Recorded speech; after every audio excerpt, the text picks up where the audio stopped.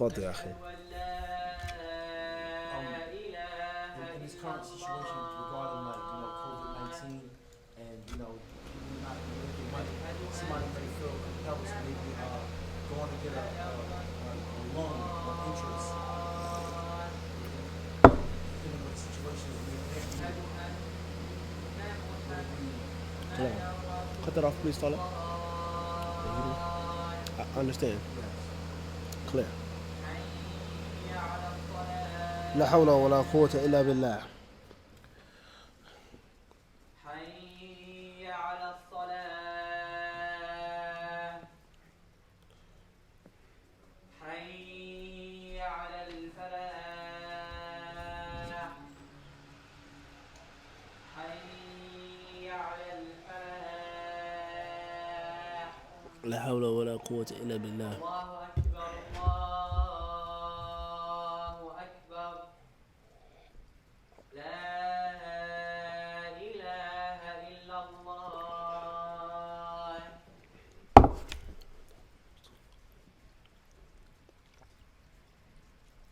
Sallallahu alayhi wa sallam. Type questions regarding current state of affairs, COVID-19, businesses being shut down, closed down, prohibitions, curfews, martial law, etc. With regards to financial difficulty, is it permissible or is it advisable for a person to go out and get a loan, which could potentially be interest-based or involving interest, etc.? I would say that this question is a manifestation, or it is attributed or connected and related to other issues that people have spoken about and talked about, correctly or incorrectly.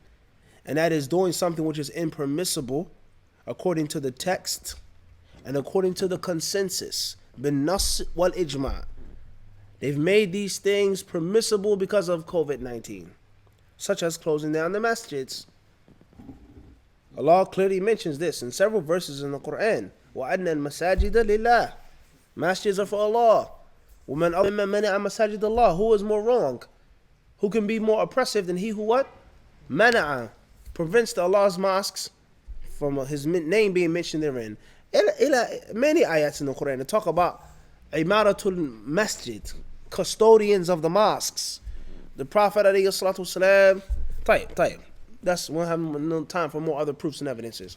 So, closing down the masjid, preventing the believers from coming to pray, etc., is impermissible. But because of the disease, the sickness, the virus, the danger, there's scholars and doctors and muftis and fiqh councils inside and outside of the United States that say you have to shut it down. Or if you don't have to, it's permissible to. So therefore, how can I tell you, even though that's not necessarily my opinion, but it's what's the difference now? I work for 2 weeks, 3 weeks. They shut it down till May, till April. How am I gonna feed my family? How am I gonna take care of my wife? How am I gonna take care of my stepchildren? I have to go out to the bank and get a loan, which is haram, dealing with the riba, so on and so forth, according to those fatwas. So the haram becoming halal because of necessity is a major Islamic principle. The problem comes in, who determines that necessity? Who determines that what? That necessity. Is it the mufti? Is it the doctor? Is it the fiqh council? Or is it yourself? Like getting a house on mortgage, where it says, to me it's a necessity, durura. No doubt about that. I can't keep renting. Another person says it's not a necessity, it's impermissible, it's haram. Closing down the masjid, they may say it's a medical necessity. Saving lives. You're killing people by being in the mosque right now.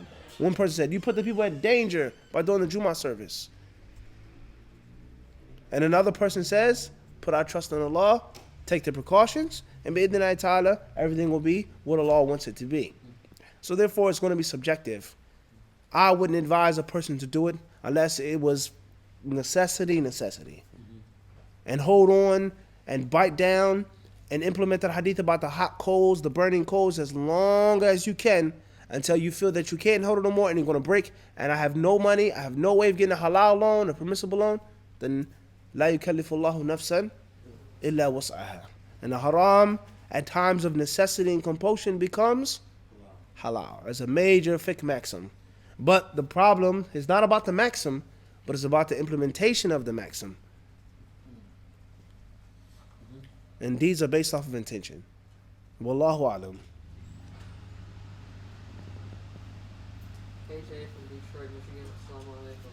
What is the authentic view about comparing a hadith to what is found in the Quran and adding on to the hadith with habar wahid? Repeat the question again, please. What is the authentic initials HA from Detroit, Michigan? Assalamu alaikum. What is the authentic view about comparing a hadith to what is found in the Quran and adding on to the Quran with طيب. habar wahid? طيب. Comparing to what's found in the hadith to what's in the Quran and adding to what's in the Quran with khabar wahid. Khairan inshallah.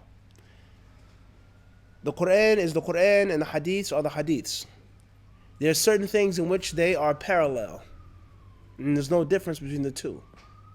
And there are other things in which the Quran is superior. There's no question about that. So therefore, they are parallel in the fact that they're revelation from Allah. There's no question about that. There's no doubt about that.